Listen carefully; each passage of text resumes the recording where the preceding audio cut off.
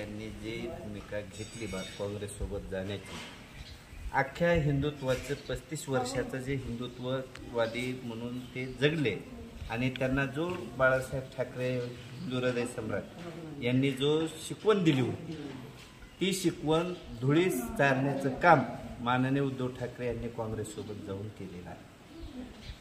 त्यामुळं त्यांचंच नुकसान झालेलं आहे. त्यांना हिंदुत्वाची सगळी परिभाषा सोडून आपलं काम आता त्यांना काँग्रेसी धोरणानुसार करावं लागेल. बोलता येईल तसं धोरण त्यांचं भाषणात काँग्रेस दिसतंय काय? आता ते काँग्रेस मध्ये विलीन होण्यासारखी परिस्थिती त्यांची झालेली आहे. त्यांना पर्याय नाही काँग्रेसशिवाय आणि त्यांचं फक्त रिमोट कंट्रोल संजय राऊत आणि शरद पवार हे दोनच आहे. महाविकास आघाडीच्या काळात युती सरकारच्या अनेक योजनांना ब्रेक लागला. कसं तुमच्या गावातल्या सर्वसामान्यांना त्रास झाला काय? महाविकास आघाडीच्या काळामध्ये एकही सर्वसाधारण शेतकरी यांना योजना होती विम्याची, ती विमा मिळाला नाही, अनुदान मिळालं नाही. कोरोनाच्या नावाखाली त्यांनी अख्खे 2 वर्षे सरकार मातोश्रीमध्ये मास्क लावून बसण्यात घातलं, पण जनतेच्या हिताचा कोणताही निर्णय त्यांच्याकडून त्यांच्या काळामध्ये झाला नाही. त्यात ते पूर्ण सरकार अपयशी होते.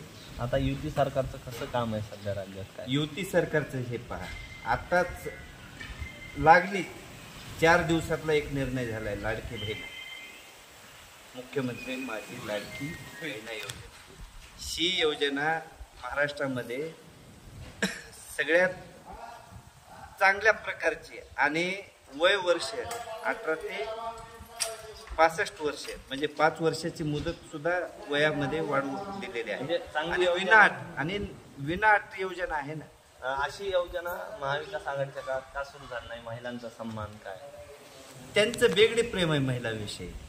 महिला धोरणाविषयी जे राष्ट्रवादी काँग्रेस, शरद पवार, काँग्रेस पक्ष आणि शिवसेना उद्धव ठाकरे यांचं वेगळे प्रेम आहे महिलांविषयी.